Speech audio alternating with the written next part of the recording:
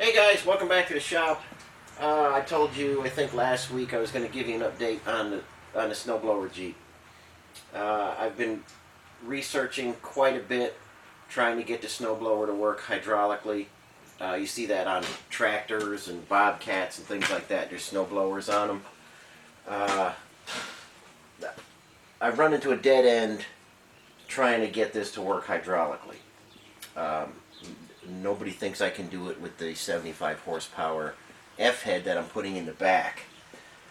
I don't want to have a drive shaft running down by my head by the driver's door because I don't feel like getting it in and out the passenger side.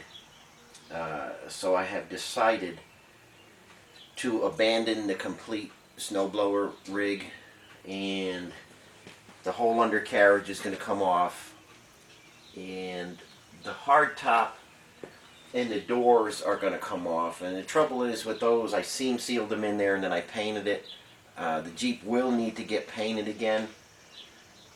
I'm not really looking forward to that, so I might just remove the doors for now, and then when things quiet down, after I get everything moved and get some engines out of here and some projects done, I may pull the rest of the hardtop off, scuff everything down, clean everything up, and then respray the whole body.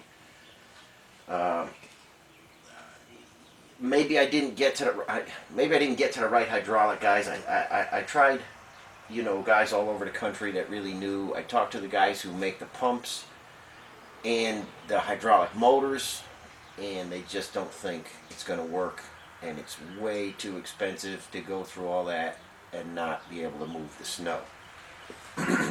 So I drove this around from the back, and I move it in and out every day. It runs good.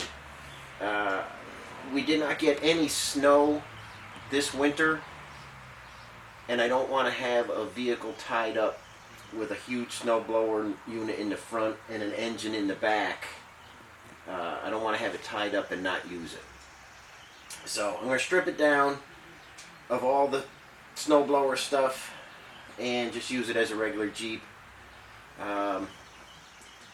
I don't know. Weather is weird. Next year we could get hit with 3 feet of snow, but I've got tractors and backhoes and stuff to move the snow out of the way.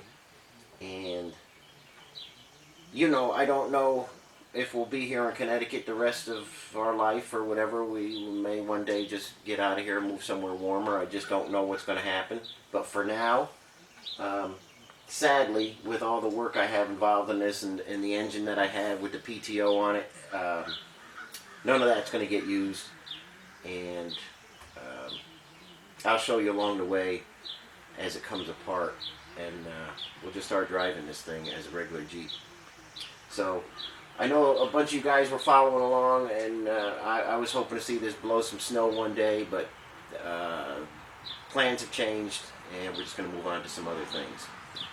So just wanted to give you an update on that, and as always, thanks for watching. Catch you on the next one.